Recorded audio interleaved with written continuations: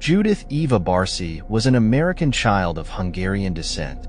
She shone as a star in 72 commercials across the United States and made a name for herself in 6 Hollywood films.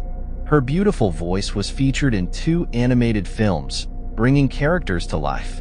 So what is her story? Let's go back in time to learn about her parents' pasts, how they met, and how their marriage led to the birth of their only daughter, Judith. Her father, Judith Barsi, was born in Hungary in 1942. As an illegitimate child who never knew his father, he faced social rejection and bullying from other children. He was constantly resentful and upset that his mother allowed his father to abandon him, leading him to view all women as promiscuous. In 1956, he fled Soviet-occupied Hungary to France, where he met a French woman named Clara and married her. They had 2 children, Barna and daughter.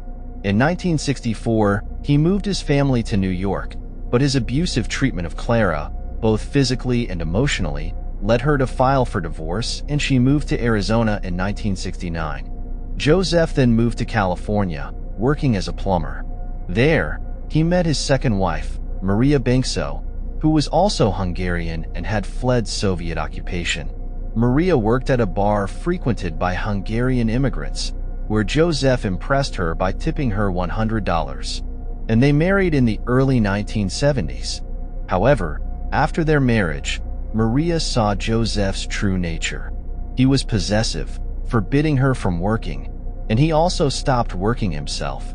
He was a heavy drinker, frequently arrested for driving under the influence, and they lived off social assistance. The product of this unhappy marriage was a beautiful daughter named Judith, born on June 6, 1978. Maria dreamed of becoming an actress one day, but her dreams were shattered by her alcoholic husband.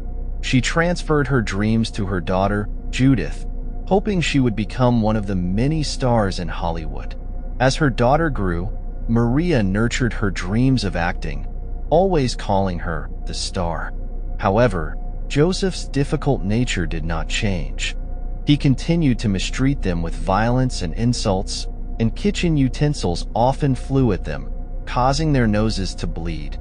One day, Maria reported Joseph to the police for abusing their daughter, but her complaint was not taken seriously because the police found no signs of abuse on the child's body. Determined not to kill her dreams or those of her daughter, Maria made a great effort to pamper Judith and give her a happy childhood. She prepared Hungarian meals like duck and brought them to her for lunch at school every day. Judith's innocence, intelligence, and beauty were beyond her years, making her a standout child from a young age.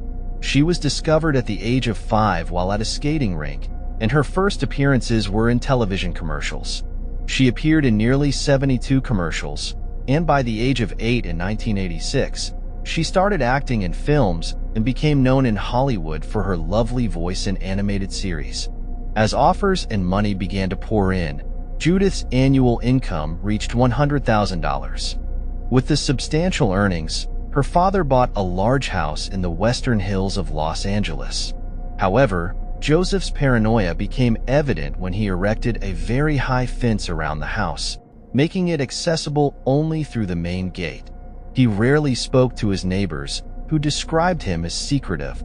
One day, the father, who was an alcoholic, suddenly lost control. He grabbed a knife, held it to his young daughter's neck, and threatened both her and her mother, demanding that they stop acting. The child fell into a psychological state, and a psychiatrist had to help her through this phase. Since then, social service workers have visited her occasionally to check on her well-being. However, her mother chose to remain silent about the daily threats and abuse her daughter endured because she was planning to separate from her husband. The father, sensing that his wife might leave him and take their daughter, hid a letter from Hungary informing Maria of a relative's death, fearing she would travel there with their daughter. Maria decided to rent a small apartment in Panorama without her husband's knowledge.